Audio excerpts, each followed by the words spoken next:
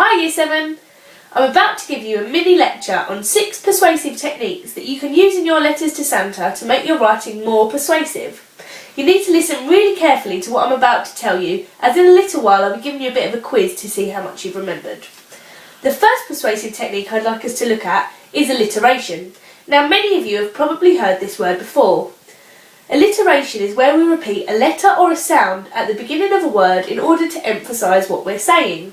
So an example of alliteration might be, the boy bounced the basketball brilliantly. The second persuasive technique that we're going to look at today is the use of rhetorical questions. Now again, many of you have probably heard this term used before. A rhetorical question is a question that we don't actually need answering. Here's an example of a rhetorical question that I used earlier in the week. Sam, you're not doing your work. Do you want a detention? The third persuasive technique that we're going to look at today is emotive language. Now emotive sounds a lot like the word emotion, and really that's what emotive language is. It's language that draws on our emotions. Here's an example of a bit of boring writing. Santa, your reindeer are probably tired by now. They deserve a rest. Now I'm going to use some emotive words in there to make my writing more persuasive. Santa, think of the poor innocent reindeer who selflessly give up every Christmas in order to deliver gifts.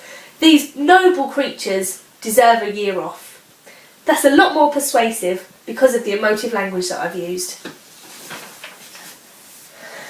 The fourth persuasive technique that we're going to look at today is the use of repetition. Repetition is where we repeat a word or a phrase several times in order to emphasise what we're saying. So an example might be, all we do nowadays is spend, spend, spend. By repeating the use of the word spend, I'm really emphasising the point that I'm trying to make.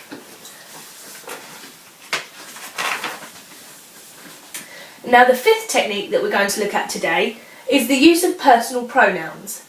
Personal pronouns are words that we use instead of somebody's name, so they're words like he, she, I and you. Now, if we use personal pronouns in our letter to Santa, it makes it sound like we're speaking directly to him and we're really engaging him in our writing. Here's an example of a personal pronoun in action. Santa, you must think that you deserve a year off. By saying that word you, we're making Santa think about what we're saying. We're speaking directly to him, we're engaging him in our writing, and therefore what we're saying is more persuasive.